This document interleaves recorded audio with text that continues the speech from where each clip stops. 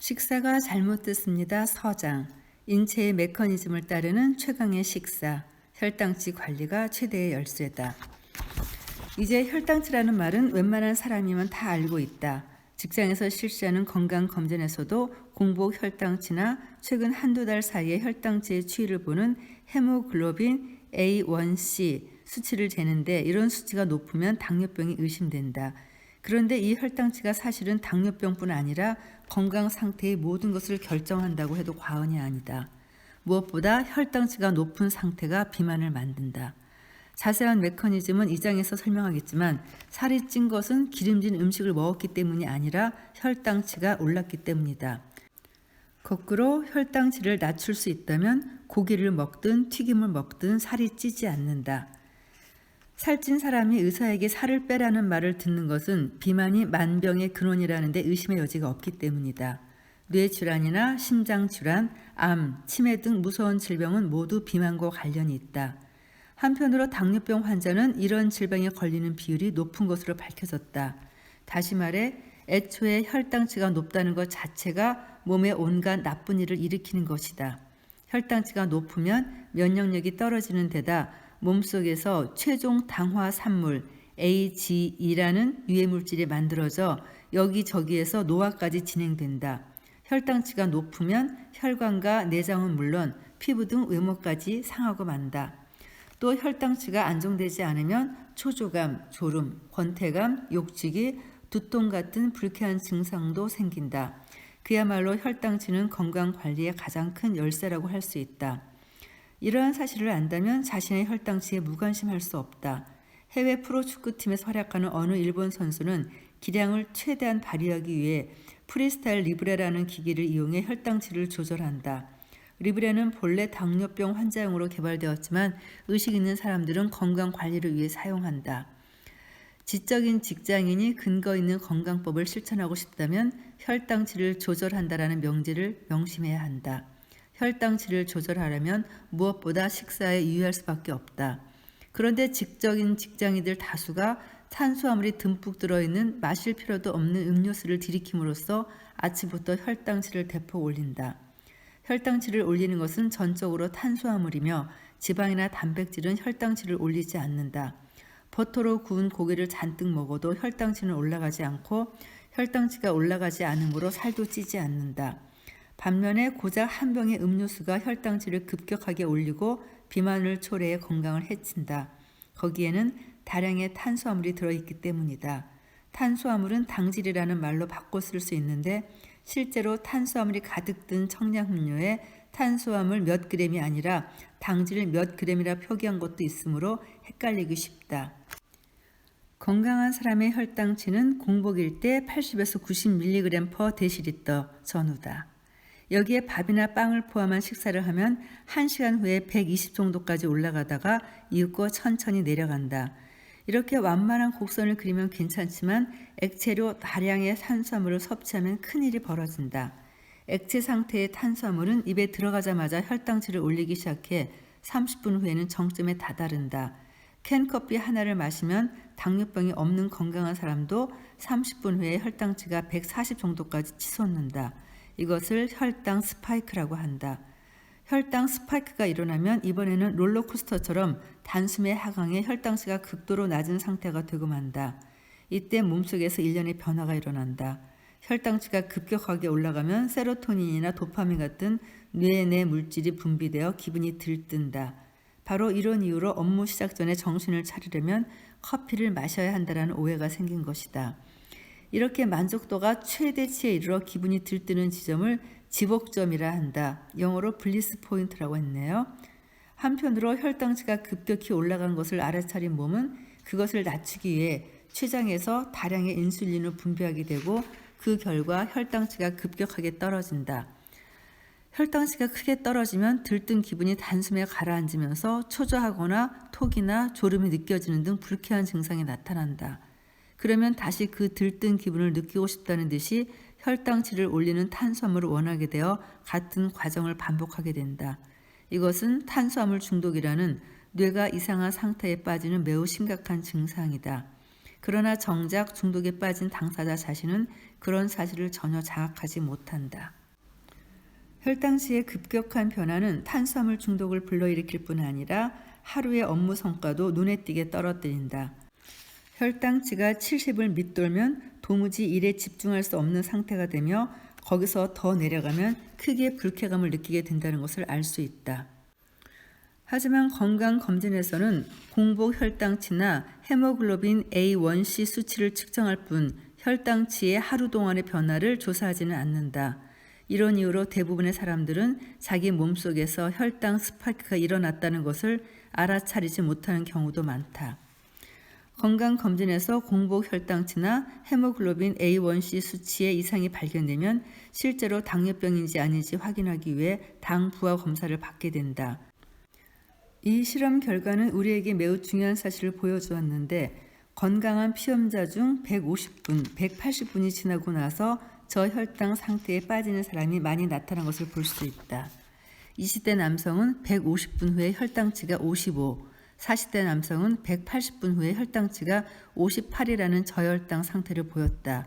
몸에 불쾌한 증상이 나타나는 수치다. 평소 건강검진에서는 어떤 이상도 발견된 바 없고 일반적인 당 부하 검사로는 밝혀지지 않았지만 사실은 이렇게 위험한 혈당치의 변화에 노출되어 있는 사람이 많다.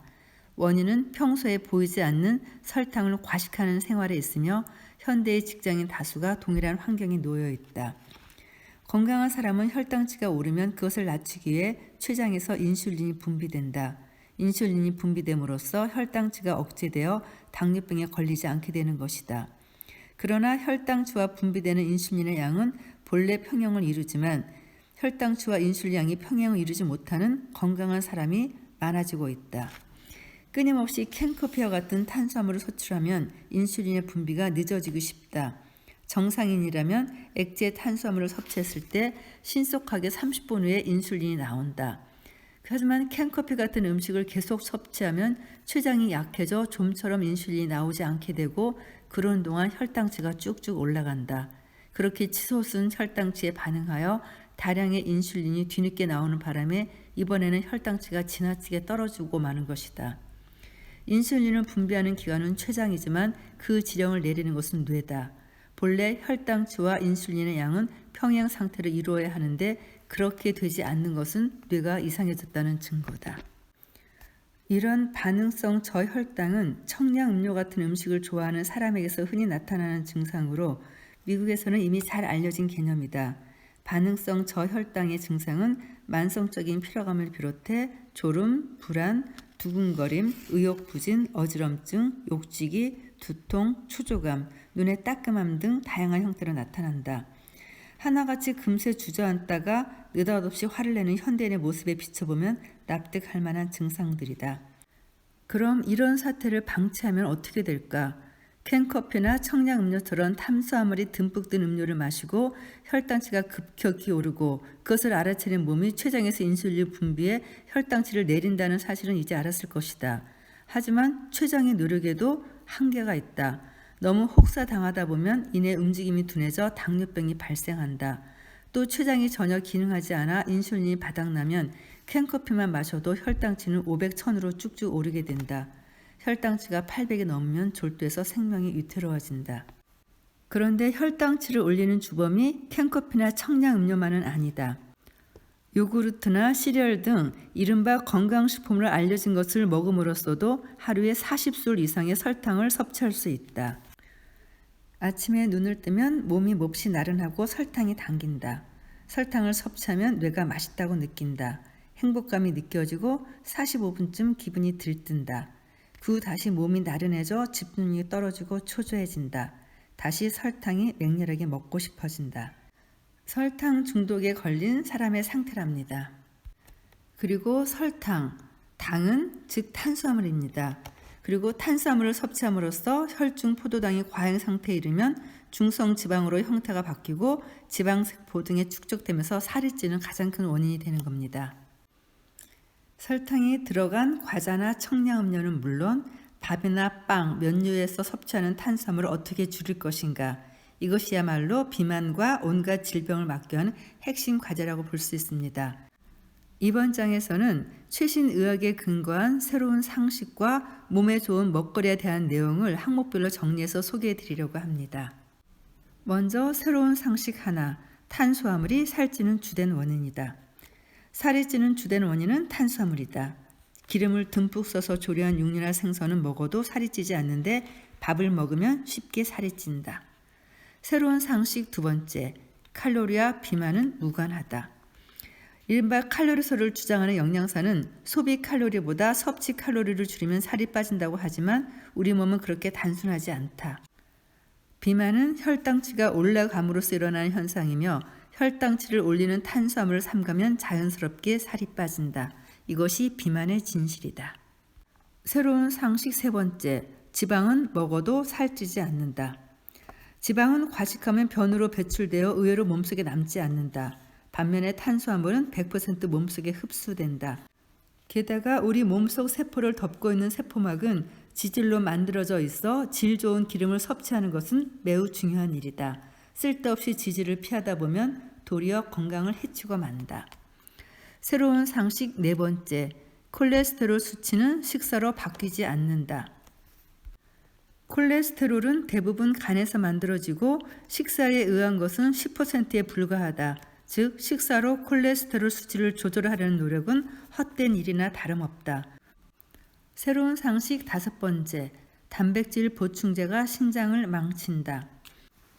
단백질에 의해 몸속에서 생성되는 요소, 질소 같은 독소는 신장에서 여과되어 오줌으로 배출된다. 인공적으로 다량의 단백질을 섭취하면 몸속에서 독소를 여과하다 신장에 무리가 가서 심각한 피해를 입을 수 있다. 따라서 단백질을 다량으로 섭취하면 뼈에 나쁜 영향을 미친다는 연구 결과도 있다. 단백질 보충제나 아미노산 보충제 같은 인공적인 식품으로 건강한 몸을 만들겠다는 생각은 착각이다. 새로운 상식 여섯 번째, 조금씩 자주 먹어야 살찌지 않는다. 같은 양이면 모아서 한 번에 먹기보다 조금씩 자주 먹는 편이 살이 찌지 않는다. 공복감이 느껴지면 적절한 양의 식품을 섭취해 혈당치가 지나치게 올라가지 않도록 조절해야 한다. 이것이 바로 지적인 직장인의 식사법이다. 하루 3끼 식사 시간 외에 조금씩 자주 먹는 지식과 기술을 익히자. 새로운 상식 일곱 번째, 과일도 많이 먹으면 살찐다. 과일에는 확실히 비타민과 미네랄이 풍부하게 들어있지만 한편으로 탄수화물 덩어리라고 할 수 있다. 확실히 박혀두는데 과당이기에 과일은 더욱 살이 찌기 쉽다. 게다가 과당은 에너지원이 아니므로 곧바로 지방으로 바뀌어 몸속에 저장된다. 즉 살이 찌기 쉬운 당이다. 과일을 좋아한다면 아침 식사 마지막에 조금만 천천히 씹어 먹는 것이 좋다. 아침에 일어나자마자 공복 상태에서 과일 주스를 마시는 것은 최악이다. 새로운 상식 여덟 번째, 지쳤을 때 단 것을 먹으면 역효과. 탄수화물을 섭취하면 확실히 혈당치가 올라가 일시적으로 행복감을 느낄 수 있다. 그러나 급격히 올라간 혈당치는 다시 급격히 떨어져 초조감, 토기, 졸음 등 다양한 몸의 이상을 초래한다. 피로를 떨쳐내기 위해 단 것을 먹었지만 도리어 지치고 마는 것이다. 새로운 상식 아홉 번째, 발암성 의심식품은 먹지 않는다.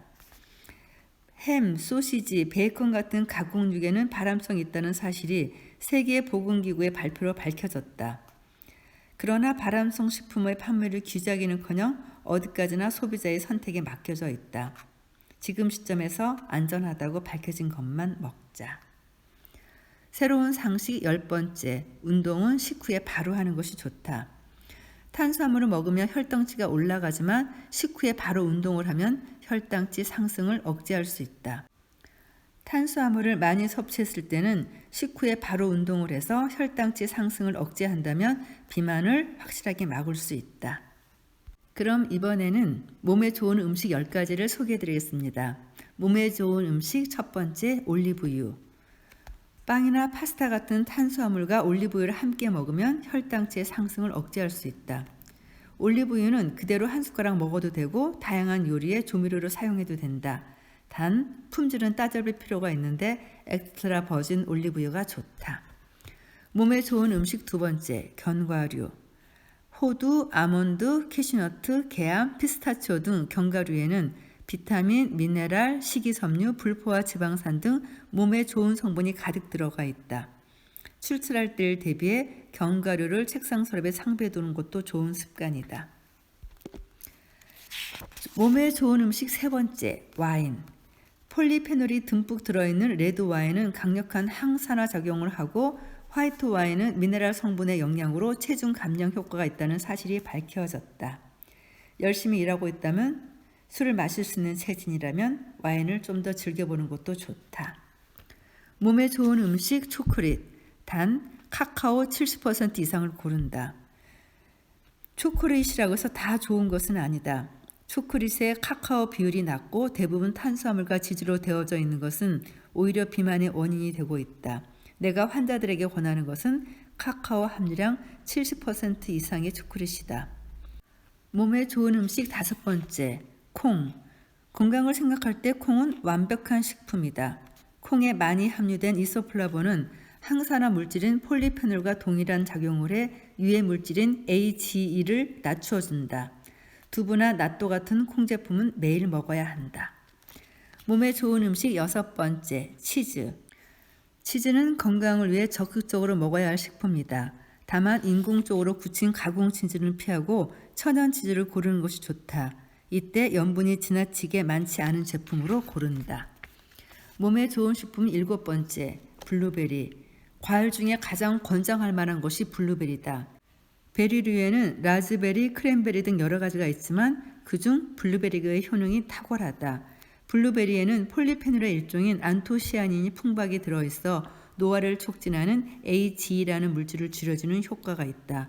또한 안토시아닌은 시력을 회복해주는 효과로도 유명해 눈의 피로에 시달리는 직장인들에게는 그야말로 최고의 식품이다.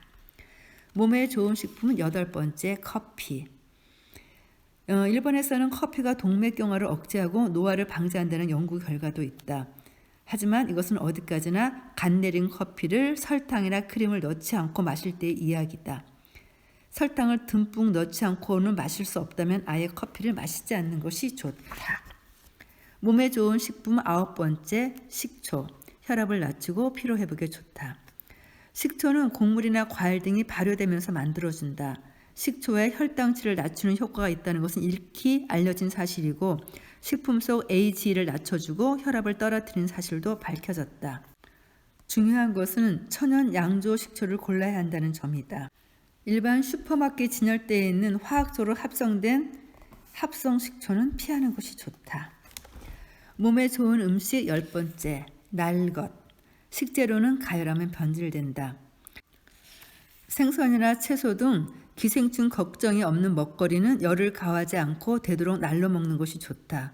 풍부한 영양소를 고스란히 섭취할 뿐 아니라 AGE를 억제할 수 있다. 어떤 음식이든 날것으로 먹으려면 그만큼 신선한 것을 고르기 마련인데 그런 습관도 건강을 지키는 데 도움이 된다. 이상 10가지 새로운 상식과 10가지 몸에 좋은 음식을 소개해 드렸는데요. 이것만으로도 우리가 건강을 증진시키는 데 큰 도움이 될 것 같죠. 그럼 다음 시간에 다시 녹음을 이어가겠습니다. 감사합니다.